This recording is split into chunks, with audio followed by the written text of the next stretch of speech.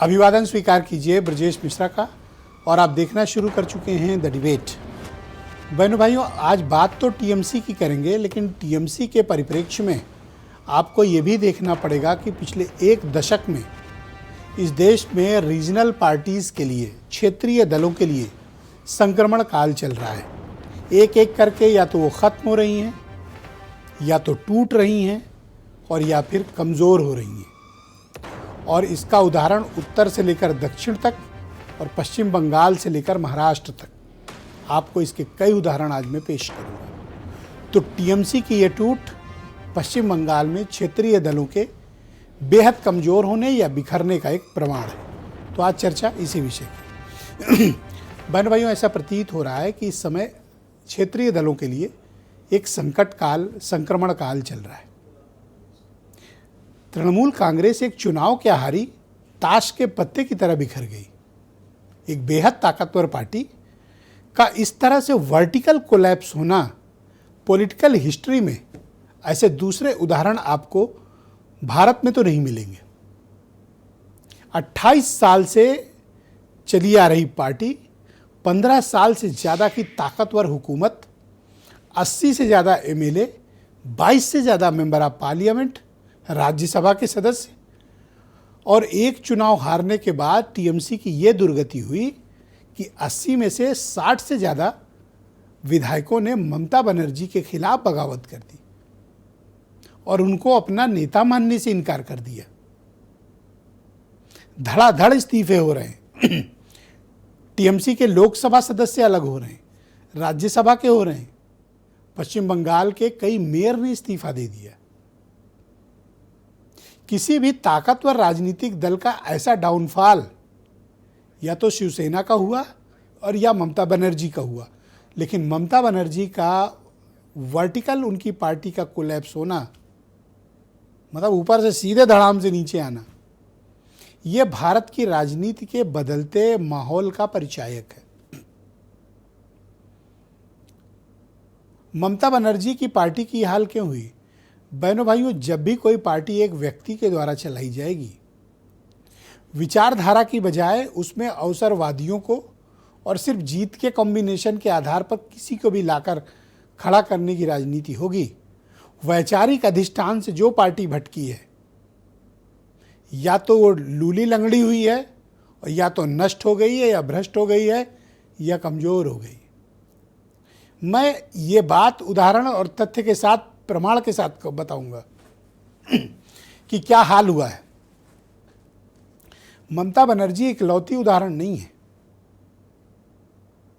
इस देश में महाराष्ट्र क्षेत्रीय दलों की कब्रगाह बन गया।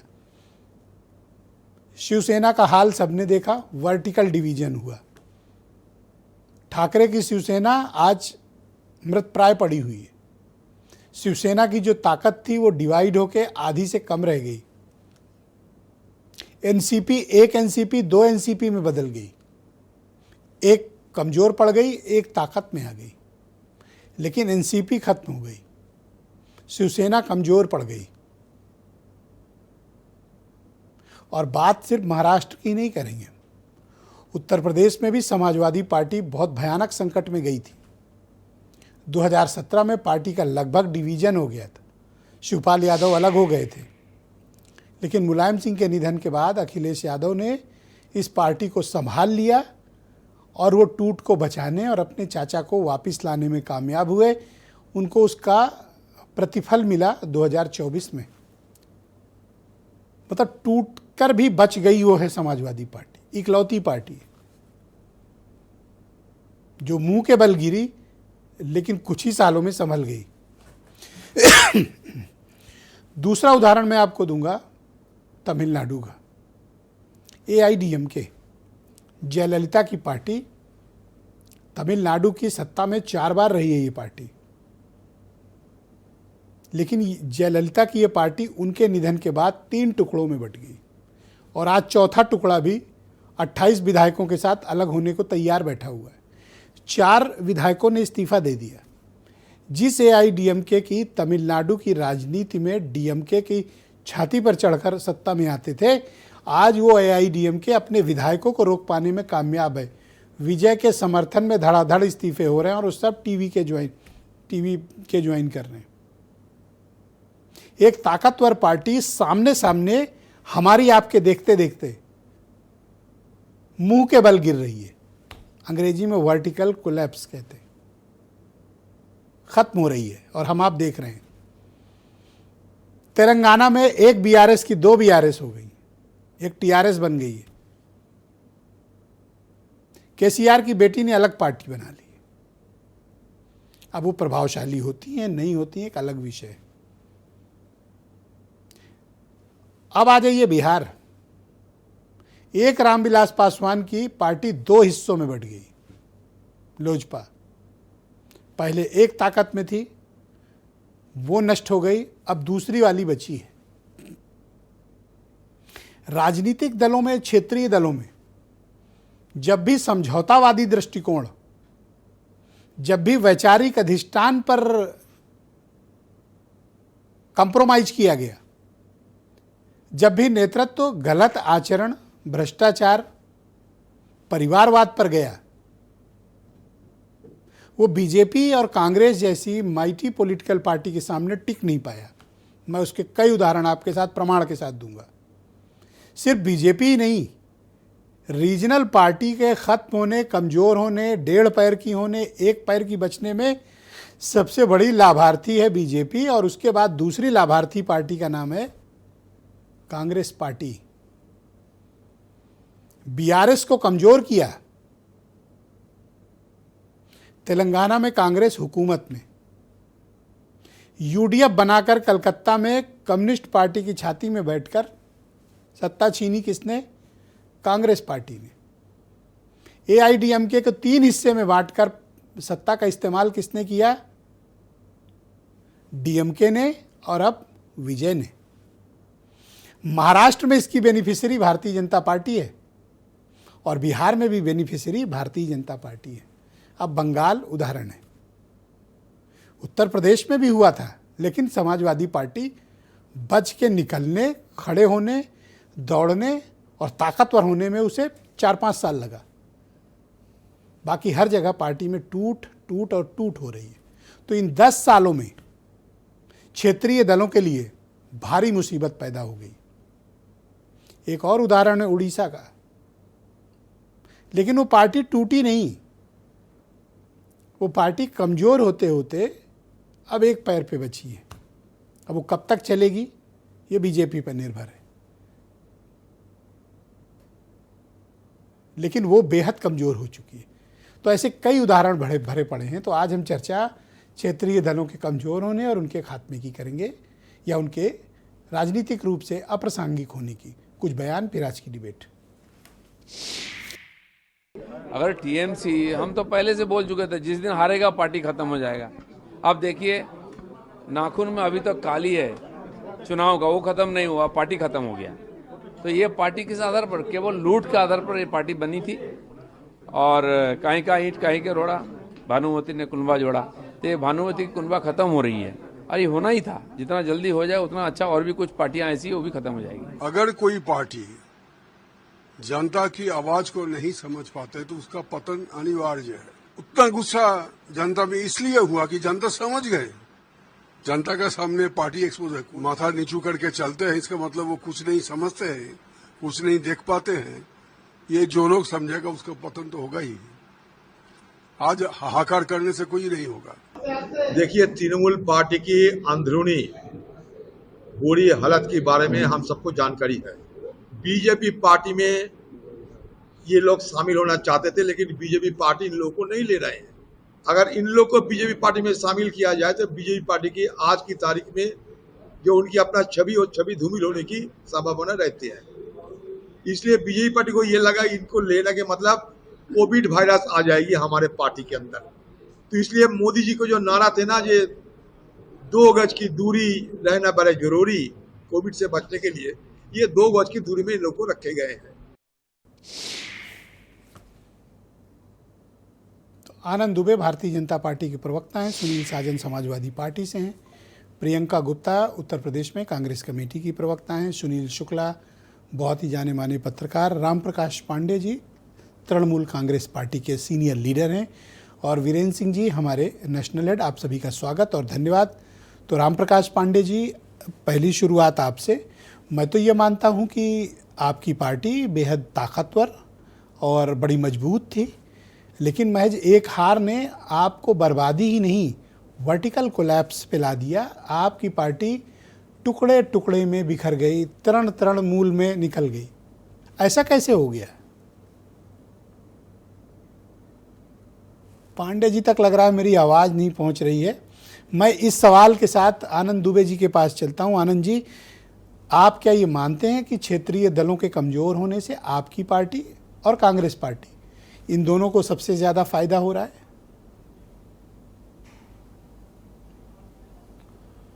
ब्रजेश जी, देखिए, फायदा किसको हो रहा है, नुकसान किसको हो रहा है, किस राजनीतिक दल को, इससे ज़्यादा महत्वपूर्ण ये है कि भाई भतीजावाद, धृतराष्ट्रवादी दृष्टिकोण पर जो पार्टियां खड़ी हैं, जिनमें सिर्फ और सिर्फ परिवार को लेकर लड़ाई रही, और आप सभी दलों का हश्र देख लीजिए। आप कह रहे थे ना कि राष्ट्रीय पार्टी कांग्रेस भी कई बार टूटी है। कांग्रेस आओ, कांग्रेस आर, कांग्रेस आई, कांग्रेस गई, कितनी बार कांग्रेस टूटी है। कांग्रेस टूट के ही टीएमसी बनी, एनसीपी बनी, तमाम दल बने हैं। और कांग्रेस क्यों टूटी, उसका भी उदाहरण यही है कि जब वहां भी परिवारवाद बुरी तरह से हावी होने लगा, कभी इंदिरा जी हावी होने लगी, कभी सोनिया जी हावी होने लगी, तो पार्टी टूटती चली गई। पार्टी के नेताओं को लगा कि भाई हम उपेक्षित हो रहे हैं।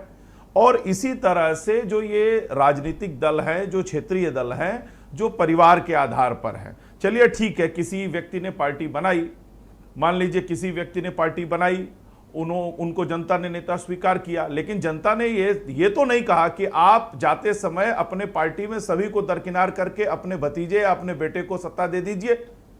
तो ये आधार पे, और दूसरी चीज, जिस तरह से लूट खसोट भ्रष्टाचार पश्चिम बंगाल में था, जो दीदी कहती थी कि 4 मई के बाद दिल्ली हिला दूंगी, आज उनकी पार्टी पूरी हिली पड़ी है। तृण अलग हो गया, मूल अलग हो गया, 2 फूल जो है मुरझा गए, कोई इधर गिरा कोई उधर गिरा, पता ही नहीं चल रहा। और खास बात और देखिए जी ब्रजेश जी, सबसे मजेदार बात यह कि ममता बनर्जी ने 20 मई को जब बैठक बुलाई तो केवल 35 एमएलए पहुंचे।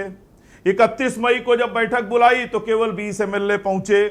सांसदों का कुछ पता नहीं चल रहा है। और खास बात, जब उन्होंने 2 जून को प्रदर्शन किया तो उसमें उनकी सबसे खास सांसद, जिनके आंखों में और दिल में मदीना और काबा है, वो भी नहीं दिखी। सागरिका घोष नहीं दिखी। तृणमूल कांग्रेस में जो कुछ भी चल रहा है, इस पार्टी में जो टूट है, उसके लिए आप जवाबदेह जिम्मेदार हैं। ऐसा आप लोग के कहने पे हो रहा है या स्वाभाविक रूप से हो रहा है? ब्रजेश जी, एक बड़ा खूबसूरत शेर है कि कहते हैं मुझसे इश्क का अफसाना चाहिए, कहते हैं मुझसे इश्क का अफसाना चाहिए, रुसवाई वो करें हमें शर्माना चाहिए। यह आपने वही वाली बात कर दी। इनकी पार्टी में जिनको इन्होंने टिकट अरे दिया, आपको सब विशेषज्ञता हासिल है, पीएचडी हो आप इस मामले में। अब इन्हीं, तो आपसे नहीं पूछूंगा तो किससे पूछूंगा? अरे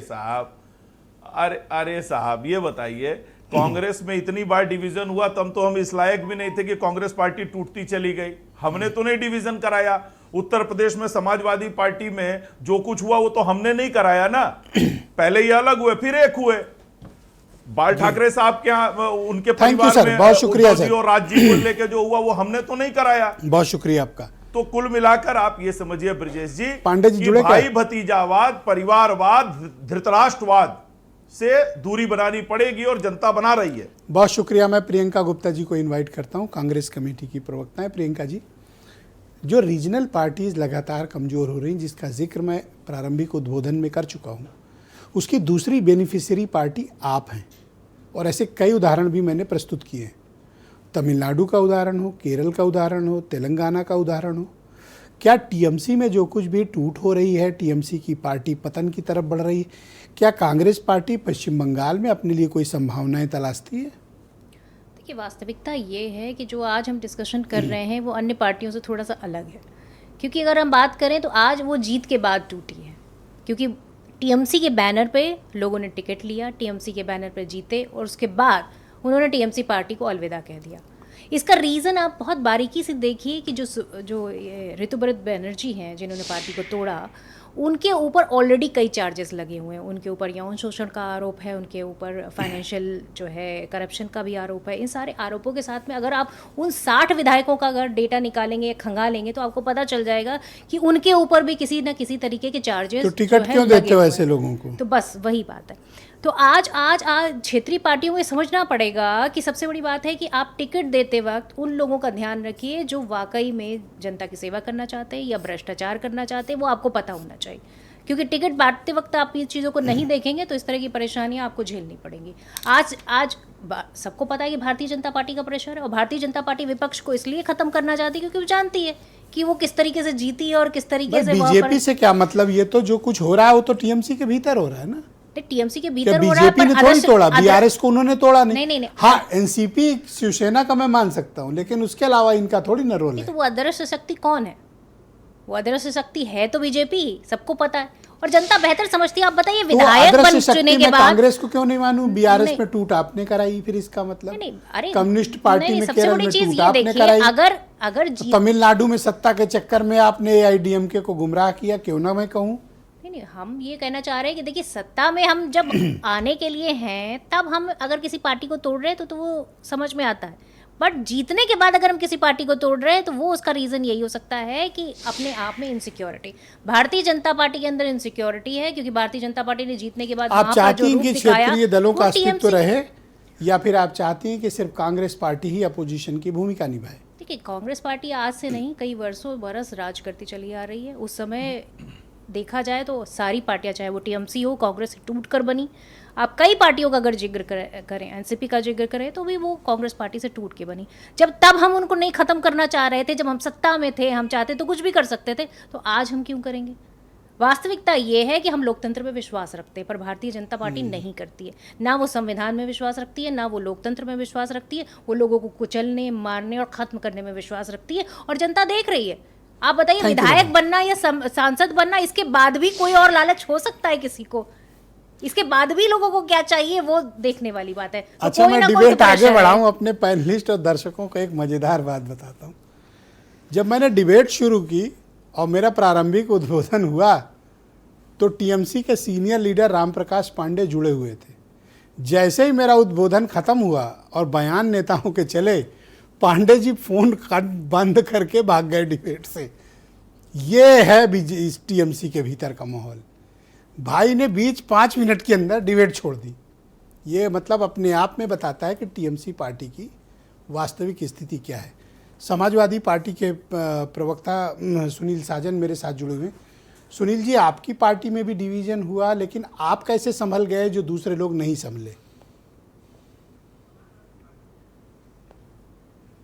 ब्रजेश जी, क्योंकि आपने अपने शुरुआती संबोधन में सारी बातें आपने कही, और उसमें सबसे ज़्यादा महत्वपूर्ण है कि नेता की स्वीकार्यता और उस दल में विचारधारा का कितना मजबूत होना।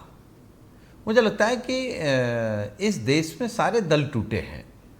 कांग्रेस कई बार टूटी है, उत्तर प्रदेश में भारतीय जनता पार्टी टूटी है, हम आप बेहतर जानते हैं। स्वर्गीय कल्याण सिंह जी जब अलग हुए तो बीजेपी का क्या हश्र हुआ था। तो हम ये भी मानते हैं कि समाजवादी पार्टी भी संकट के दौर से गुजरी है, लेकिन हमारे नेता आदरणीय अखिलेश यादव जी ने उस संकट के दौर से अपने आप को उबारा है, दल को उबारा है, सबको एक किया है, और विचारधारा के तहत 24 के चुनाव में आप मान लीजिए कि लगभग जो बड़े वर्ग हैं उनका सबका प्रतिनिधित्व समाजवादी पार्टी में है। हमारे पार्टी में ब्राह्मण भी एमपी हैं, क्षत्रिय भी एमपी हैं, राजभर भी एमपी हैं, राय भी एमपी हैं, पिछड़े, दलित, मुसलमान सब एमपी हैं। तो जो एका किया है, और एका होता है कि आप विचारधारा के साथ और सिद्धांत के साथ लड़ रहे हैं, और उत्तर प्रदेश में लोगों को भरोसा है कि ये जो दलों को तोड़ने का काम बीजेपी कर रही है, इसकी अगर कोई कमर तोड़ सकता है तो उत्तर प्रदेश में समाजवादी पार्टी माननीय अखिलेश यादव जी इसी बीजेपी की कमर अभी तो आधी टूटी है 24 में, 27 में तो पूरी टूटेगी। आप मुझे बताइए और कि इनकी टीएमसी भी के इनका जब पतन या मंत्रिमंडल आप टीएमसी के देखेंगे टूट, ब्रजेश जी, बीजू जनता दल का हश्र, एआईडीएमके का हश्र, इनसे समाजवादी पार्टी ने क्या सीखा और क्या सबक लिया? देखिए हम क्या सीख रहे हैं, बहुत कुछ तो इन दलों से भी सीख रहे हैं, बहुत कुछ भारतीय जनता पार्टी से भी सीख रहे हैं। ऐसा नहीं, हम तो सबसे सीख रहे हैं और सबसे सीख करके ही रास्ता निकाला है हमारे नेता माननीय अखिलेश यादव जी ने, और एक पीडीए का नारा दिया है। उस पीडीए के बाद अब भारतीय जनता पार्टी को कुछ समझ में नहीं आ रहा है कि उसका क्या उपाय करें, क्या ना करें। अच्छा, आप लोग कभी बहुत जगह अंदर से इस खोजने की बात को जरूरत सोचते नहीं है। हैं, आपके अंतर मन में कभी ये प्रश्न आता है, एक चुनाव हारते ही ये पार्टियों का हश्र इतना खराब क्यों हो जाता है? बीजू जनता दल हो, टीएमसी हो, कम्युनिस्ट पार्टी हो, एआईडीएमके हो, ऐसे कई उदाहरण भरे पड़े हैं, शिवसेना हो, एनसीपी हो। आप लोगों का स्कोप कम होता जा रहा है, राष्ट्रीय देखिए दलों का ब्रजेश शेयर जी, बढ़ता जा रहा है। ब्रजेश जी, हम ये कह सकते हैं कि हम अपने दल की बात करते हैं। हम 17 हारे, हम 19 हारे, हम 22 हारे, 3 हार के बाद फिर हमने भाजपा को 24 में हरा दिया। तो हम अपने संकल्प के साथ, अपने नेता के नेतृत्व में, समाजवादी नीतियों के साथ हम पूंजीवादी और सामंतवादी विचारधारा के खिलाफ लड़ रहे हैं। और हम फिर एक बात कह रहे हैं, आपने राष्ट्रीय पार्टियों का जिक्र किया, आपने बीजेपी का जिक्र किया, कांग्रेस का जिक्र किया। कांग्रेस हमारी सहयोगी है, लेकिन इस बात को कम से कम मैं आपके कार्यक्रम में कह सकता हूं, ये दोनों दल ऐसे हैं जो क्षेत्रीय दलों को नहीं देखना चाहते हैं। करेक्ट, क्षेत्रीय दलों को ताकतवर नहीं बनाना, ये बनने आपने देना बहुत चाहते हैं। ऊंची बात कही है और मैं तो कहता हूं आगे की डिबेट इसी मुद्दे पे मैं बढ़ाऊंगा। और आप जो कंधे पे लेके घूम रहे हैं और कांग्रेस मैं पार्टी एक को, बात और वो सिर्फ कंधे पे नहीं बैठी, आगे चलकर आपका गला भी दबाएगी। मैं एक बात और कह दूं और कह करके अपनी बात खत्म कर रहा हूं। मैडम, कौन प्लीज हमारा गला दबाएगा, कौन क्या करेगा, जिसको बिठाए वो ब्रजेश जी, मैं आपके कार्यक्रम में कह रहा हूं, हम लोग 27 में जीतेंगे और जब 29 का चुनाव इस देश का पार्लियामेंट का खत्म होगा, तब आप देखिएगा कि समाजवादी पार्टी इस देश की राष्ट्रीय पार्टी होगी। सर, मैं आपसे स्वयं इस बात को कहना चाहता हूं, आपने खुद ये बात कही कि क्षेत्रीय दलों को खत्म करने में बीजेपी और कांग्रेस की दिलचस्पी या कैरेक्टर एक जैसा है। अब आप ही कह रहे हो कि हम लोग सत्ता में आएंगे, आप ही ने कांग्रेस को कंधे पे बिठा रखा है, वो आपका अभी तो हाथ पैर या कंधा पकड़े है, कल को कब गला दबाएगी, तब आप क्या, आप ही के विचारों में असमंजस है सर? नहीं, बिल्कुल नहीं है, बिल्कुल नहीं है। देखिए, हमारे नेता आदरणीय अखिलेश यादव जी ने एक बात कही है कि हम संकट के दौर में अपने साथियों को नहीं छोड़ते हैं, लेकिन हम किसी साथी को अपना गला नहीं दबाने देंगे, अपनी विचारधारा को नहीं कमजोर करने देंगे जी, अपने नेतृत्व, अपनी पार्टी को नहीं कमजोर करने देंगे। ऑलराइट, शुक्रिया आपका। मैं सुनील शुक्ला जी को इस कार्यक्रम में आमंत्रित करता हूं। सुनील जी, बहुत स्वागत आपका। मैंने देखा जितने भी क्षेत्रीय दल टूटे हैं, उत्तर से लेकर दक्षिण, पूरब से लेकर पश्चिम तक, वो अपनों की ही बगावत से टूटे हैं, अपने लोगों ने बगावत की, और ऐसे कई उदाहरण भरे पड़े हैं। पलानी स्वामी से लेकर पनीर सेल्वम तक और शिंदे से लेकर अजित पवार तक। अब टीएमसी का उदाहरण है या फिर पासवान फैमिली का इशू हो, आप हर तरफ देखेंगे कि क्षेत्रीय दल लगातार दिनों दिन, चुनाव दर चुनाव कमज़ोर, ताकत से बाहर और इरेलीवेंट होते जा रहे हैं। धन्यवाद ब्रजेश जी। भारतीय जनता पार्टी ने तो स्पष्ट रूप से घोषित कर रखा है कि आने वाले दिनों में केवल 2 ध्रुवीय चुनाव होंगे। आप जेपी नड्डा साहब का बयान याद कर लीजिए, जब उन्होंने बिहार पटना में बयान दिया था, पार्टी अध्यक्ष के रूप में उन्होंने बयान दिया था। भारतीय जनता पार्टी ने इस बात को कभी छुपाया नहीं कि वह क्षेत्रीय दलों को समाप्त करना चाहती, और जो दल खत्म हुए हैं या कमजोर हुए हैं, जी, वो वही दल हैं जिन्होंने अपने अपने राज्यों में भारतीय जनता पार्टी को कंधा दिया है। जिन राजनीतिक दलों ने भारतीय जनता पार्टी का अपने अपने राज्यों में विरोध किया, उनके सामने यह संकट नहीं आया। चाहे वो राष्ट्रीय लोक दल हो, उसने भारतीय जनता पार्टी का समर्थन किया, हरियाणा में 2 टुकड़ों में बंट गए। विधानसभा के चुनाव में उनका क्या हश्र हुआ आपके सामने है। शिवसेना ने महाराष्ट्र में भारतीय जनता पार्टी को आगे बढ़ाया, बाला साहब ठाकरे साहब के जमाने से ही। उन्हीं से दौर में भारतीय जनता पार्टी ने शिवसेना के साथ क्या किया आपके सामने है।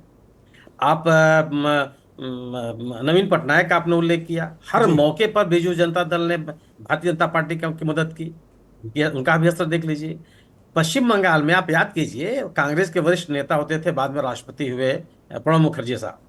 उन्होंने बहुत पहले कहा था कि अगर पश्चिम बंगाल में भारतीय जनता पार्टी अगर आ रही है तो उसके लिए जिम्मेदार ममता बनर्जी हैं, और गलत भी नहीं है। Mamata Banerjee sorry to interrupt you sir, लेकिन मैं आपको एक कुछ पिछले उदाहरण याद दिलाना चाहता हूँ।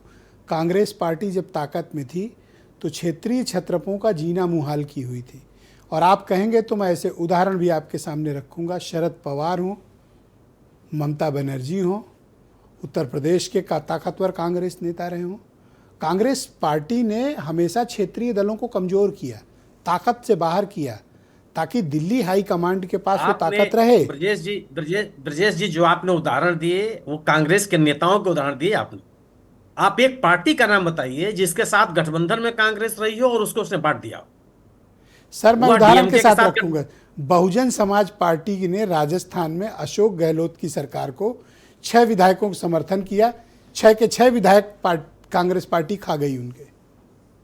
ठीक, और एक तो जो बहुजन समाज पार्टी की जो विधायक थे, चाहे MIM के विधायक थे, वो RJD में चाहे JDU में शामिल हो गए।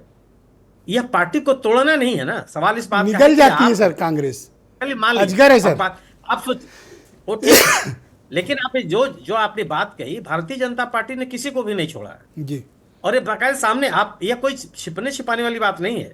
शिवसेना के विधायकों को कैसे ले जाया गया, कहां ले जाया गया, चार्टर प्लेन कहां दिए गए, होटल में कहां रुके, सबके सामने है वो। ये कोई छुपा हुआ तथ्य नहीं है, और भारतीय जनता पार्टी की इस रणनीति से भारतीय जनता पार्टी इससे इनकार भी नहीं करती। सर मैं ये कहना चाहता हूं, ये दोनों खतरनाक हैं, कोई टांग में गोली मारता है और कोई सीधे, ये दोनों उस नेचर के। मुझे लगता है कि कांग्रेस बीजेपी की तुलना में कांग्रेस की भूमिका थोड़ी कम है। हाँ, थोड़ी कम हो सकता है कि दोनों ये चलिए टांग में गोली हाफ इनकाउंटर करती है। हाँ, नहीं मैं नहीं, कांग्रेस के लोग करेंगे, लेकिन भारत जो टूटन की बात आपने कही, तो टूटन कहाँ नहीं हुई सत्ता में जाने के बाद। उत्तर प्रदेश में बीजेपी से कल्याण सिंह साहब अलग हुए, मध्य प्रदेश से बीजेपी से उमा भारती जी अलग हुई, झारखंड से बीजेपी से बाबूलाल मरांडी साहब अलग हुए, सबके सामने है। बीजेपी इतनी बड़ी पार्टी है। पार्टियों से अलग होना ये कोई इतना बड़ा आरोप नहीं है कि जिसको ये कहा जाए कि नहीं ये पार्टी खत्म हो गई। बीजेपी जैसी अनुशासित और संगठित पार्टी के साथ भी तो आप मुझे बताइए टीएमसी की टूट का कारण क्या है? टीएमसी के साथ अब मैं भी बात पे आ रहा था। टीएमसी की स्थिति, टीएमसी को तोड़ने में भारतीय जनता पार्टी की भूमिका है। इसलिए भूमिका उसकी है कि वह एक मजबूत टीएमसी स्वीकार नहीं कर सकती है पश्चिम बंगाल। और या पश्चिम बंगाल क्या राजनीतिक कल्चर भी है। टीएमसी जब सत्ता में आई उसने बुरी तरह से कमजोर कर दिया वामपंथी दलों को, कांग्रेस को। जितने वामपंथी दलों के कार्यालय थे उस पर टीएमसी के लोगों का कब्जा हो गया। वामपंथी दलों के लोग, कांग्रेस के लोग टीएमसी में शामिल हो गए। आज जो ऋतुव्रत बनर्जी साहब हैं वो सीपीएम से आए हुए नेता हैं, वो टीएमसी के मूल नेता नहीं है। खूब दल बदलों को जगह दिया गया। वही कल्चर इस समय है, और केवल इसलिए है कि अगर आप अपने प्रतिद्वंदी को कमजोर करेंगे तब आप अपनी राजनीतिक ताकत को आप बढ़ा लेते हैं। पश्चिम बंगाल में ही हो रहा है। पश्चिम बंगाल टीएमसी कभी भी कैडर बेस्ड पार्टी नहीं रही है। वो तो कांग्रेस से निकली, लोग आते गए, जुड़ते गए, उन्होंने एक पार्टी बना लिया, 15 साल तक सत्ता में रही जी। सत्ता से हटने के बाद पार्टी को बचाए रखना आमतौर पर निश्चित रूप से उन पार्टियों के लिए बहुत कठिन है जो किसी विचारधारा के आधार पर अपने आप को नहीं बढ़ा रही। तो मतलब आप ये कह रहे हैं कि इतिहास खुद को दोहरा रहा है। पर आप ये देखें कि जो क्षेत्रीय दल हैं उनका जो सत्ता में शेयर हो या राजनीतिक हिस्सेदारी है, ये लगातार सिकुड़ रही है, कमज़ोर हो रही है। मैं ये आज की डिबेट में मूल मुद्दा रखना चाहता हूँ। टीएमसी तो चलिए एक अभी डिबेट करने का बहाना है, और उदाहरण देखिए, पांडे जी जुड़े थे और जैसे ही मैंने अपना स्पीच ख़त्म की, भाई ने फ़ोन बंद किया और वीडियो बंद कर दिया। आपके सामने डर देखिए। नहीं ये अब और मैं अगली बार रिस्क नहीं लूंगा, स्टूडियो बुलाऊंगा और एक गार्ड लगा दूंगा कि भागने न पाए। टीएमसी के साथ, और केवल इतना ही नहीं है ना कि किस तरीके से केंद्रीय एजेंसियों का दुरुपयोग किया जा रहा है, क्या क्या किए जा रहे हैं, सबके सामने है। ये कोई ऐसा नहीं है कि कोई विचारधारा के स्तर पर लोग छोड़ करके तो ये बताइए कि ये एक हार से ये हालत हो गई, ये समाजवादी पार्टी पर ये फार्मूला क्यों नहीं लगा, वो कैसे बच गए? इसलिए कि वो गैर भारतीय जनता पार्टी की राजनीति करती है। जो लोग भारतीय जनता पार्टी की राजनीति से असहमत हैं वो समाजवादी पार्टी के साथ हैं। उन समर्थकों को बहुजन समाज पार्टी अपने साथ नहीं रोक पाई, क्यों कि उसकी निकटता बीजेपी के साथ दिखाई पड़ने लगी। जी, समाजवादी पार्टी अगर बीजेपी का कोई समर्थक है तो वह किसी अन्य दल के माध्यम से बीजेपी को सपोर्ट करने क्यों जाएगा? जी, बहुत शुक्रिया बीजेपी के साथ जाएगा। कृपया हमारे साथ बने रहिएगा सर। के साथ यही स्थिति। वीरेंद्र जी भी हमारे साथ इस कार्यक्रम में आ चुके हैं। वीरेंद्र जी, स्वागत आपका। तो आप क्या मानते हैं कि ये क्षेत्रीय दलों के कमज़ोर होने, इनके टूटने, या इनके डिवीज़न या ख़त्म होने, या राजनीतिक रूप से कम असरदार होने के वास्तविक कारण क्या हैं? देखिए, क्षेत्रीय दल उतने कमज़ोर नहीं जितनी जल्दी टूट रहे हैं। इसका वास्तविक कारण तो यह है कि सत्ता गई तो फिर सीबीआई और ईडी और इनकम टैक्स तुमको रगड़ के भूसा भर देगी, इसलिए विधायक अपनी जान बचाओ। क्या कर देगी? भूसा भर देगी, और क्या बचेगा। अरे अभी 8 दिन के भीतर तो पंजाब वाले वो जो राज्यसभा सांसद टूटे थे आम आदमी पार्टी के, 8 दिन पहले तो छापा पड़ा था, और वो चले गए सतीश वहाँ पर, वो मिठाई उठाई खाए, जान बच गई। राजनीति में अगर आप विपक्ष की पार्टी में हैं तो आप पर यह खतरा मंडरा सकता है कि आपकी जांच हो जाएगी, आप पर छापा पड़ जाएगा। और टीएमसी जैसी पार्टी जो चुनाव हार गई, बीजेपी सत्ता में आई, तो ये आप कहिए कि विचारधारा के बजाय जो केंद्रीय एजेंसियों का डर है वो भी एक बहुत बड़ा कारण है इसमें। ज़्यादातर विधायक सोचते हैं कि जेल में रह जाने से अच्छा है, पाप जो किए हो कम से कम हाथ पैर जोड़ के यहाँ बचे तो रहोगे। देखिए, बीजेपी इस समय उफान पर है, देश भर में वो चुनाव जीत रही है। जनता ये तय करती है कि कौन दल अच्छा है कौन बुरा है। अगर जनता उन्हें जिता रही है वो बीजेपी को पसंद करती है।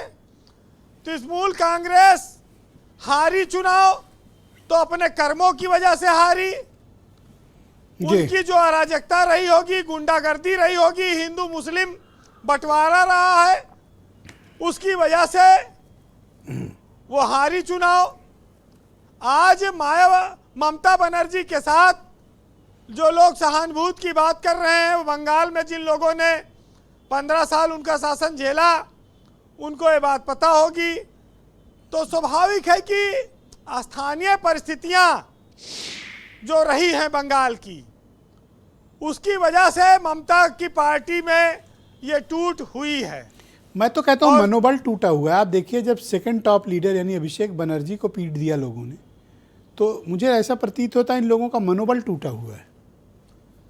ब्रजेश जी, हर पार्टी ने तोड़फोड़ की है, ये बीजेपी कोई अकेले नहीं कर रही है, ये से पहले कांग्रेस रही है। धारा 356 का इस्तेमाल होता था, सरकारें गिरा दी जाती थी, और बहुत सरकारें बर्खास्त हो गई। तो बीजेपी भाई कहती है कि हमारे साथ आ जाओ, सुखी रहोगे, छापा छुपा से बचे रहोगे, और वहाँ विपक्ष में रहोगे तो कष्ट में रहोगे। कम से कम बंगाल में उन्होंने इतना तो किया, अपने विलय तो नहीं किया। यहाँ तो कितने लोग विलय को तैयार हैं। देखिए, आज उद्धव ठाकरे महाराष्ट्र में अप्रासंगिक हो गए। दो चाचा भतीजा की लड़ाई हुई पूरे देश में, एक वो शरद पवार और दूसरे रामविलास के भाई। पहले रामविलास जी मंत्री बने, फिर उनके भाई मंत्री बने, फिर उनके भतीजे को भी मंत्री बना दिया बीजेपी ने। जो जब कमजोर होगा उसको छोड़ देंगे, जो जब ताकतवर होगा उसको साथ ले लेंगे। ये सब जब एक परिवार के लोगों को नहीं कष्ट हो रहा है तो इस देश के लोगों को क्यों कष्ट हो रहा है? अब बीजेपी कोई विदेश से आई हुई पार्टी तो है नहीं, उसने भी यही सब सीखा है। और आप क्या मानते हैं कि ममता बनर्जी के करियर का, पॉलिटिकल करियर का अंत की शुरुआत हो गई है? बिल्कुल, देखिए जिस तरह से हालात हैं उसके बाद से अब नहीं लगता है कि वो उभर पाएंगी बंगाल में, और लंबे समय तक बीजेपी वहां पर राज करने की प्लानिंग लेकर आएगी। दो चुनाव हो गए तो ममता बनर्जी ये पोजीशन दोबारा विधायकों वाली भी शायद ना हासिल कर पाओ अगले चुनाव में। तो ना संसाधन रहेगा, ना पैसा रहेगा, ना कार्यकर्ता रहेगा। उत्तर प्रदेश में स्थितियां अलग हैं। आप ये देखिए कि 14 में अखिलेश यादव की पार्टी हारी, 17 हारी, 19 हारी, 22 हारी, लेकिन हर चुनाव में उनके साथ वोट बैंक इंटैक्ट रहा और उसकी वजह से वो 24 में लोकसभा में जीत गए। तो ये तोड़फोड़ हुई, 7 विधायक तो टूटे ना राज्यसभा में, यूपी में भी समाजवादी पार्टी के, लेकिन उतनी ही ऊर्जा ये फिर ले आते हैं। तो इनके मुझे लगता है 2 ही पार्टी, एक समाजवादी पार्टी और एक तमिलनाडु की डीएमके, ये अपनी पोजीशन, अपनी जमीन बचाए हुए हैं। ये बचाए हुए हैं। अब विपक्षी दलों के लिए देखिए एक साफ संदेश है। जी वीरेंद्र जी, कंक्लूड करें। या तो हमारे साथ रहो और या तो फिर अपना चुनाव चिन्ह गंवा दोगे, टूटो फूटो बर्बाद हो जाओ। देखिए यहाँ राजभर, संजय निषाद, जयंत चौधरी, अनुप्रिया पटेल 4 दल सहयोग में है बीजेपी के, और ये को अलग नहीं हो रहे हैं और ये जान रहे हैं कि अगर फिसले तो फिर गए, तो सटके रहने में ही भलाई है जी। और वो देखिए दुष्यंत चौटाला का क्या हाल हुआ हरियाणा में, डिप्टी सीएम रहे बीजेपी सरकार में, अब उनको जनता ने खदेड़ लिया, अब उनको सिक्योरिटी मांग रहे हैं। एक वीडियो देखा था मैंने, कांस्टेबल जो है डांट रहा था।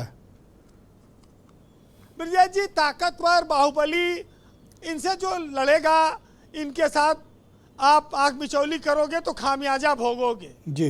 राजनीति में इस समय बाहुबली है बीजेपी, ताकतवर है, तो उससे लड़ने क्या जरूरत है? और जनता उनको ओवर वोट दे रही है, जनता उनके साथ है। ममता बनर्जी ने, अरे भाई कांग्रेस का ही कहना है, अभी इनके प्रदेश अध्यक्ष ने वहाँ कहा कि ममता बनर्जी जो कर रही थी वही उनके साथ हो रहा है।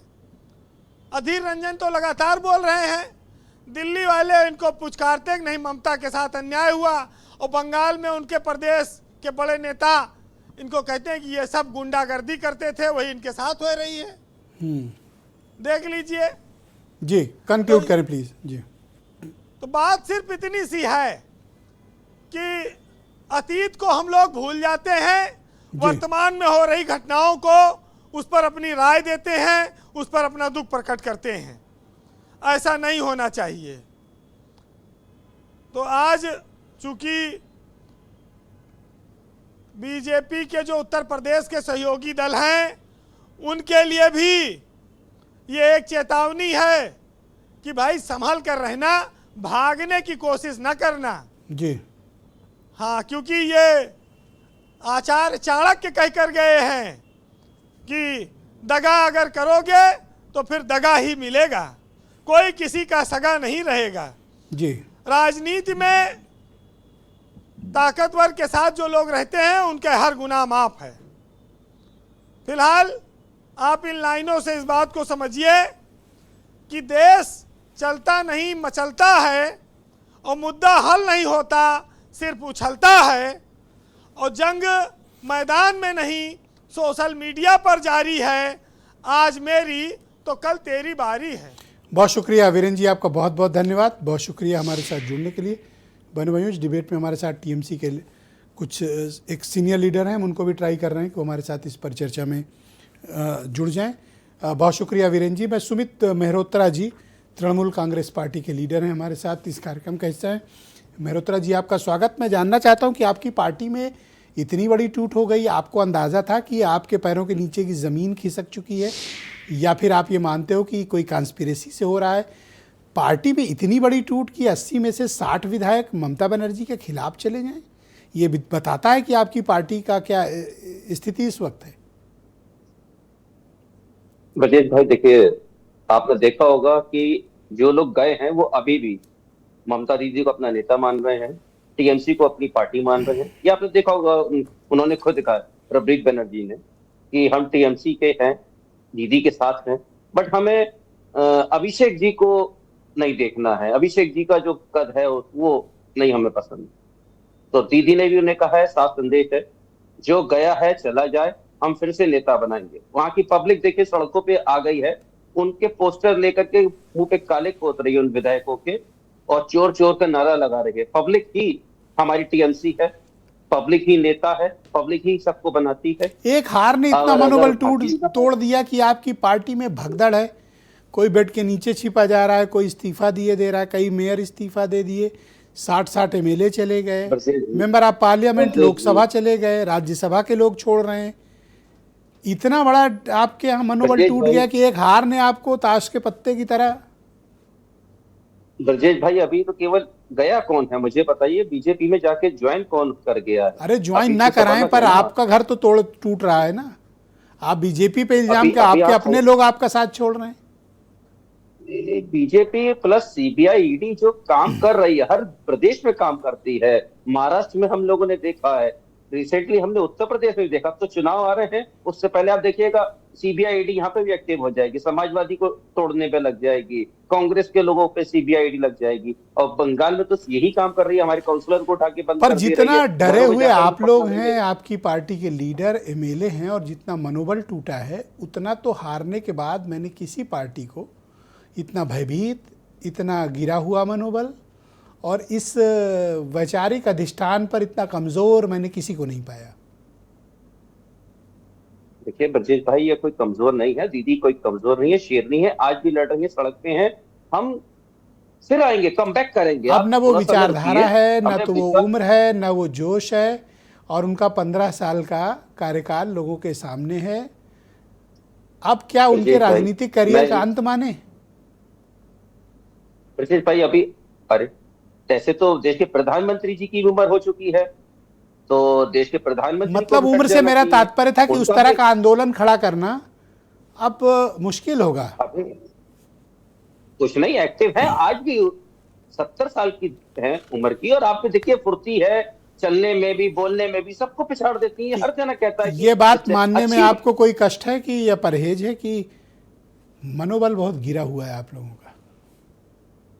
देखिए इस समय मैं समझता हूँ ब्रजेश भाई, मीडिया कह रही है, पर हमें नहीं लगता, हम अपने आप में कह रहे हैं कि दीदी बहुत शुक्रिया करेंगी। कृपया हमारे साथ जुड़े रहिएगा। मैं आनंद दुबे जी को इनवाइट करता हूं, भारतीय जनता पार्टी के प्रवक्ता हैं। आनंद जी, क्या आप ये मानते हैं, जैसा अभी सुनील साजन जी ने एक बड़ी बात कही कि बीजेपी और कांग्रेस को सूट करता है या इनको मुफीद लगता है कि क्षेत्रीय दल कमजोर हों और उनके राजनीतिक आधार खत्म हो और वो हिस्सा 2 राष्ट्रीय दलों में बीजेपी और कांग्रेस में जाए? आप भी क्या सुनील जी की तरह इस विचार के समर्थक हैं? नहीं, देखिए सुनील जी के अपने विचार हैं और उनको बोलने की स्वतंत्रता है, वो बोल सकते हैं जो उन्हें कहना है। लेकिन मेरा जो मानना है, मैं पहले भी आपके पहले चरण में भी मैंने स्पष्ट रूप से कहा था कि देखिए क्या है, ये लूट के हिस्से की लड़ाई कई बार होती है, कई बार परिवार की कुर्सी हथियाने की लड़ाई होती है। आप जितने भी दल हैं, आप देखिए ना किन वजहों से टूटे भाई, चाहे आप महाराष्ट्र देख लीजिए, चाहे आप उत्तर प्रदेश में जो हुआ, झगड़ा हुआ या जो चीज़ें हुई, या बिहार में आप देख लीजिए, या जहाँ भी देख लीजिए, उद्देश्य स्पष्ट था, मोटिव बहुत क्लियर था कि नहीं, सत्ता हम ही को चाहिए, हमारे ही कंट्रोल में चीज़ें होनी चाहिए। तो बाकी उस पार्टी के लोगों को लगा कि भाई हम क्यों इसमें रहें। लेकिन ठीक है, टीएमसी जब तक रही सत्ता में, लोग अभिषेक बनर्जी की डांट सुन के भी वहाँ काम करते रहे, लोग वहाँ पर अत्याचार और जुल्म सह के भी काम करते रहे। अब उन्हें लगा कि भाई ठीक है, चलो डांट सुन के पैसा तो मिल रहा है, कुछ लूट करने का संसाधन मिल रहा है, अब वो भी खत्म हो गया, अब कोई लोभ लालच बचा नहीं, तो बिना वजह के आदमी डांट क्यों सुनेगा, तो उन्होंने विद्रोह कर दिया। और सबसे बड़ी बात यह है कि मैं तो स्पष्ट रूप से कहना चाहता हूं कि चाहे कांग्रेस पार्टी, आप ये प्रियंका जी कह रही थी, आप बताइए कांग्रेस पार्टी में जब टूट हुई तो उस समय तो बीजेपी इतनी मजबूत नहीं थी ना कि वो कांग्रेस पार्टी में टूट करा रही है। ये ममता बनर्जी जी, मैं तो पत्रकारिता के तो, ममता बनर्जी जी दिल्ली में बैठी रही और सोनिया गांधी जी ने उनसे मुलाकात नहीं की, तब जाके उन्होंने पश्चिम बंगाल में पार्टी बनाई। ये सब पार्टियां कैसे बनी? कई बार बड़े नेताओं के अहंकार की वजह से बनी, कई बार परिवार को बहुत ज्यादा महत्व देना और बाकी लोगों को दरकिनार कर देना। तो निश्चित रूप से जनता अब मन बना चुकी है। ये भाजपा और कांग्रेस के बस की बात नहीं है किसी दल को तोड़ देना, किसी दल को मरोड़ देना। जनता जब मूड बना लेती है कि हमें ऐसे लोगों को निपटाना है, ऐसे लोगों को आप क्या इस विचार को आगे बढ़ाना चाहते हैं कि क्षेत्रीय दलों की भूमिका राजनीति में कम हो, एक देश दो दल? देखिए, मैं इस जैसे अमेरिका वगैरह में स्पष्ट रूप से मानता हूं कि जो भी देश हित, नहीं सुन लीजिए, नहीं, अमेरिका का अलग सिस्टम है, बाकी देशों का अलग है। मैं भारत के परिप्रेक्ष्य में बात कर सकता हूं। हमारा देश विविधता का देश है। यहां पर अलग अलग तरह की संस्कृति है, सभ्यताएं हैं, बोलियां हैं, भाषाएं। तो दल कितने भी हो सकते हैं, लेकिन अगर वो दल नहीं बन रहे हैं और एक तो दल के आप कई दल भी कर सकते हैं, ये एक्सपर्टाइज भी सिर्फ आपके पास है करके। जी, एक दल के कई दलदल भी कर सकते हैं, ये एक्सपर्टाइज सिर्फ आपके पास है। नहीं ब्रजेश जी, हमारे पास बिल्कुल नहीं है। जो लोग दलदल में जा रहे हैं वो अपने कर्मों से जा रहे हैं, अपने कारणों से जा रहे हैं। और वो है ना कि अब तो ये मान लो कि चेहरे पे धूल है, इल्जाम आईनों पे लगाना फिजूल है। ये बात बिल्कुल तो भाई सही है। आप यही बात मैं मेहरोत्रा जी को कहना चाहता हूं। ये आपने बहुत सही बात अपने कुकर्मों की वजह से, बहुत शुक्रिया दुबे जी, अपने कुकर्मों की वजह से अगर इस गति को प्राप्त हो रहे हैं तो उसमें हमारा क्या दोष है? बहुत शुक्रिया मेहरोत्रा जी। थोड़ा सा संयम रखो सर। मैं प्रियंका गुप्ता जी को इनवाइट करता हूं, कांग्रेस पार्टी की प्रवक्ता है। प्रियंका जी, सुनील साजन ने जो कहा वो बड़ी ही चेतावनी भरी भाषा है। आपको सुनील साजन के जो पॉलिटिकल कमेंट्स थे पहले चरण में, उसने दुखी किया, हर्ट किया? देखिए, सुनील साजन स्वतंत्र है, अपनी बात रख सकते हैं, पर मैं अपनी पार्टी की बात करना चाहूंगी। नहीं दबाने दूंगा, ये क्या मतलब? अरे भाई, गला कौन किसका दबाएगा ये मुझे नहीं पता, लेकिन मैं इतना जरूर जानती हूँ कि कांग्रेस पार्टी का जो इतिहास है वो हमेशा से ही एक जो है एक राजनीतिक स्थिरता बनाने के लिए जब काम किया गया, तो उसमें स्वर्गीय जो राजीव गांधी जी हैं उनका जो योगदान है, उन्होंने क्या बनाया? उन्होंने बनाया कि दल बदल कानून बनाया। किस लिए बनाया? इसीलिए तो बनाया कि पार्टियों को पूरी तरीके से जो है स्थिरता बनी रहे उनके अंदर। और आप देखिए कि देश को आज़ाद हुआ था तो क्या बनाया गया था? तो ये बताया था, यूनियन ऑफ स्टेट्स बनाया गया था। मतलब जो विविधता है उसको स्वीकार किया गया था। गंभीर प्रवक्ता हैं, सीनियर लीडर हैं, एमएलसी रहे। आज मैं उनसे जब बात कर रहा था, आपने सुना होगा, सुनिए तो, उनको में कांग्रेस को लेकर एक खींच मुझे दिखी, एक चिड़ दिखी, जो सामान्य तौर पर नहीं दिखती थी। आज उन खींच और चिड़ दिखी आपके लिए। नहीं हो सकता उनका पर्सनल कोई बैर हो, लेकिन मैं नहीं समझती। उनका क्या पर्सनल है? नहीं, मैं नहीं समझती कि जो है भारतीय कोई खेत जोत रखा है। नहीं, सुनिए तो, मैं समझती हूँ कि जिस तरीके से 2024 में हमारा गठबंधन रहा और उसका रिजल्ट जो है आप सब जानते हैं कि कितना बेहतरीन रहा। भारतीय जनता पार्टी को आधे माना पड़ा और उसके बाद अभी तक हमारे बीच में गठबंधन के नहीं, जैसे उन्होंने आपकी पार्टी को झिड़का, आपको ये बात असहज नहीं करती? असहज की बात नहीं है। देखिए, मैं नहीं समझती कि उनका पर्सनल क्या है, लेकिन मैं इतना जरूर जानती हूँ कुछ है उनका, चाहे वो पर्सनल हो चाहे पॉलिटिकल हो सकता हो। अब उसके बारे में क्या कह सकते हैं? आप हर्ट हुई? नहीं, मैं क्यों हटूंगी? मैं जब वो काम पार्टी कर ही नहीं रही है तो मैं क्यों हटूंगी? आप बताइए कि हमने किस पार्टी को आज तक जो है पूरी तरीके से खत्म करने की साजिश रची? अगर रची होती तो आप ये बताइए, हमारे समय में, मैडम, हमारे समय में, एक सवाल कर लेंगे, एक बात मैं भी कर, एक सवाल सुनिए, एक सवाल। उन्होंने कहा कि जैसा चरित्र बीजेपी का है वैसे ही कांग्रेस का क्षेत्रीय दलों के मामले में, इससे ज्यादा भयानक जहरीला इल्जाम क्या हो सकता है? ये उनको विचार करना है ना, इसके बारे में कांग्रेस पार्टी क्यों सफाई देगी? हमारे समय में बीएसपी आप पर भरोसा नहीं करती समाजवादी पार्टी, मैं ये कहना चाहता हूँ। समाजवादी पार्टी भरोसा करती, आप बेकार बीच में आग लगा रहे। और ये बयान मैं दे रहा था या सुनील साजन दे रहे थे? आप ही उकसा रहे थे, गला दबा रही है। तो सुनिए, अच्छा, सुनील जी इतने भोले हैं, नए आए हैं राजनीति में अब सुनील जी कि मेरे बताइए। जैसा कोई सामान्य सुनील पत्रकार जी की या बात एंकर सुनील जी बताएंगे, अपनी मेरी बात उनके नहीं मुंह में सुन डाल के कहलवा लेगा। नहीं, कितनी नादान है आप। नहीं, मैं नादान नहीं हूँ, मैं अपनी पार्टी की बात कर रही हूँ, बाकी सुनील जी अपनी बात कहेंगे। लेकिन मैं इतना जरूर कहना चाह चलिए, रही उन्हीं हूँ के कि पास चलते हैं। कांग्रेस पार्टी की जब सरकार थी, बीएसपी फल फूल रही थी। ओके, सुनील आज जी, बीएसपी कहाँ है ये सुनील बताइए जी, जरा। कौन पार्टी को खत्म करता है, कौन सुनील जो जी, है अपनी किस तरीके से राजनीति इस्तेमाल को, करता है अपनी पार्टी को ED, और अपनी CBI विचार। का। Thank you madam. Sunil ji, सबको अब आप हाजिर सुन नहीं नाजिर रहे, जानकर, देखिए, अब आप सुन नहीं रहे। थैंक यू मैडम, सबको हाजिर नाजिर जानकर ये बात स्पष्ट कर दीजिए, क्या आपने मेरे उकसावे पर और मेरे कहने पर मैंने आपके मुंह में शब्द डाले थे? नहीं ब्रजेश जी, आपके कहने पर हम अपनी बात क्यों रखेंगे? हम समाजवादी पार्टी के प्रवक्ता Clarity। हैं। जो हमारी पार्टी की लाइन है, जो हमारी विचारधारा है, और जो हम समाजवादी पार्टी ने बीजेपी और कांग्रेस को झेला है, फिर भी कांग्रेस के साथ हम खड़े हैं। झेला है, देखिए क्योंकि मैडम, नोट कांग्रेस करिएगा ये शब्द। महंगाई के खिलाफ बात कर रही है। मैं आज ये कांग्रेस, सुनील शुक्ला जी को भी इसीलिए गवाही में बिठा रखा हूँ। अब बोलिए। लोकतंत्र, पर्सनल प्रॉब्लम है लग रहा है। आपको कोई पर्सनल प्रॉब्लम है? प्रियंका जी बार बार ये बात कह रही लोकतंत्र हैं, कोई बचाने पर्सनल की आपका इशू है कांग्रेस से? नहीं, नेता ने तो कभी मैडम नहीं मैडम कहा। प्लीज वेट, आप सुनील जी को बोलिए। नहीं, देखिए प्रियंका जी, हमारा आपके दल से गठबंधन है और हमारे नेता ने कहा है कि मजबूत गठबंधन है। लेकिन जब हम अपने पुराने अनुभव अगर शेयर करेंगे तो बहुत अच्छे नहीं दिखते हैं कांग्रेस से। लेकिन फिर भी जब हमको चुनना होता है भाजपा और कांग्रेस, तो स्वाभाविक है हम कांग्रेस के साथ खड़े होते हैं। हम तो 10 साल बिना शर्त के समर्थन भी दिए, क्योंकि हम भाजपा से समझौता नहीं कर सकते। सर, आप थाली और तो जो परोस रहे हो, आदरणीय लेकिन सुनील साथ शुक्ला में जी कह बेइज्जती रहे हैं, भी कर रहे हो। वही ये सच मतलब है। आपकी स्टाइल मुझे समझ में नहीं है। नहीं ब्रजेश जी, वो हमारे सहयोगी संगठन हैं और हम दुबे जी, जितनी प्लीज वेट। इज्जत कांग्रेस की कर सकते हैं उतनी करते हैं, जितनी उतनी करते हैं और हमेशा करते रहेंगे। भैया, आज तो मैं मान हमेशा गया करते आपको, रहेंगे। बड़े चतुर आप लेकिन, प्रवक्ता हैं। मतलब कायदे से तबीयत से रगड़ा आपने, धोया कांग्रेस पार्टी को। आनंद दुबे आपका माल्यार्पण करना चाहते हैं, बार बार खुशी से हाथ उठा रहे हैं।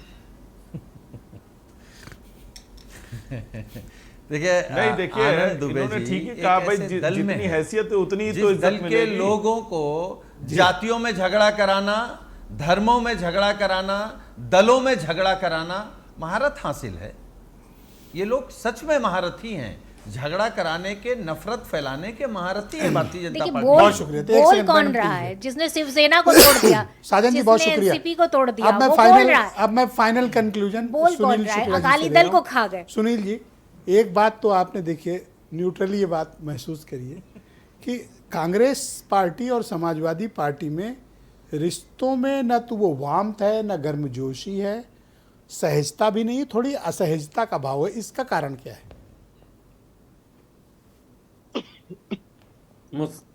मुझसे पूछ रहे हैं आप सुनील साजन? मैं आप ही से पूछ रहा हूं, कहीं मुझे ना कह दीजिएगा इसका कारण। अब आप अपना बोलिए। नहीं, देखिए ऐसा है ना कि समाजवादी पार्टी की जो राजनीतिक उपलब्धियां इस समय, इससे कोई इनकार नहीं कर सकता कि भारतीय जनता पार्टी के बाद सबसे बड़ी पार्टी समाजवादी पार्टी है उत्तर प्रदेश में। अगर किसी भी दल को, किसी भी गठबंधन को भारतीय जनता पार्टी से मुकाबला करना है तो वो समाजवादी पार्टी के नेतृत्व में ही आप उस मुकाबले को कर सकते हैं। लेकिन समाजवादी पार्टी अपने बूते ही इस मुकाबले को नहीं साध सकती।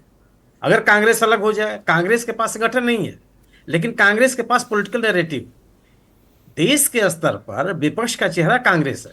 पर लव एंड हेट का रिलेशन आप महसूस कर रहे हो अभी की जो बातचीत है? नहीं, ये देखिए, सुनील साजन जी पार्टी के प्रवक्ता अपनी बातें कर रहे हैं। अखिलेश यादव ने एक बार भी इन शब्दों का प्रयोग नहीं किया। अखिलेश यादव ये कह रहे हैं कि हम रिप्रेजेंटिंग अखिलेश यादव हियर। सुनील साजन, उन्होंने आंसर इज सिंपल। आप Madhya Pradesh who is representing Rahul Gandhi and Congress party? Priyanka Gupta. No, Congress, Akhilesh Yadav himself has sharply criticized Congress party during the Madhya Pradesh sir, assembly elections. Categorically Sunil Sajan ने कहा कि ये उनकी पार्टी की विचारधारा है जो वो बोल रहे हैं, और आप कहेंगे तो गवाही में लाइव मौजूद है, मैं कहलवा दूंगा दोबारा। नहीं, मैं सुन रहा हूं उनकी बात, ये बिल्कुल सही है। कांग्रेस से उनका विरोध रहा है, लेकिन वो कांग्रेस के खिलाफ ही लड़ाई लड़ करके लोग आगे आए हैं। लेकिन यही समाजवादी पार्टी है जो 10 सालों तक यूपीए 1 यूपीए 2 का समर्थन करती रही। वामपंथी अलग हो गए, लेकिन समाजवादी पार्टी अलग नहीं हुई। और आज राजनीतिक जरूरत वही है।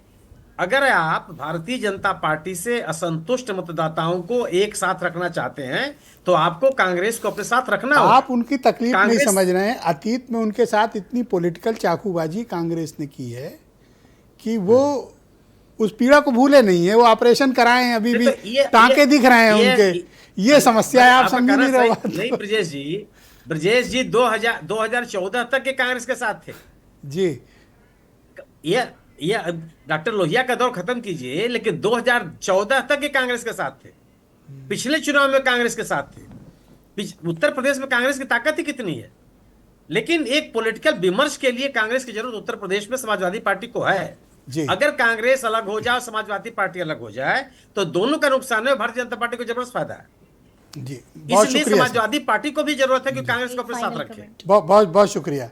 मैं आप सभी अतिथियों को बहुत धन्यवाद प्रकट करता हूँ। डिबेट में वक्त का अभाव है, मैं आप सबका धन्यवाद देता हूँ कि एक राजनीतिक कार्यक्रम में आप सबने अपने अपने शानदार विचार को प्रस्तुत किया। और बहन भाइयों, आप सबका भी शुक्रिया इस कार्यक्रम को देखने के लिए। एक छोटे से ब्रेक के बाद आपको एक हैरान कर देने वाला महाघोटाला दिखाएंगे कि किस तरह से शेयर मार्केट में बैलेंस शीट को मैनिपुलेट करके थोड़े बहुत नहीं 15 लाख करोड़ रुपए इधर से उधर कर दिए गए। 15 लाख करोड़ समझते हैं? उत्तर प्रदेश का बजट 7 लाख करोड़ है और घपला कितना हुआ है? 15 लाख करोड़। 16 राज्यों के बजट से भी ज़्यादा का शेयर मार्केट में एक स्कैम किया है। कौन सी कंपनी है और कहाँ के हैं ये लोग? एक छोटे से ब्रेक के बाद पूरी वीडियो रिपोर्ट।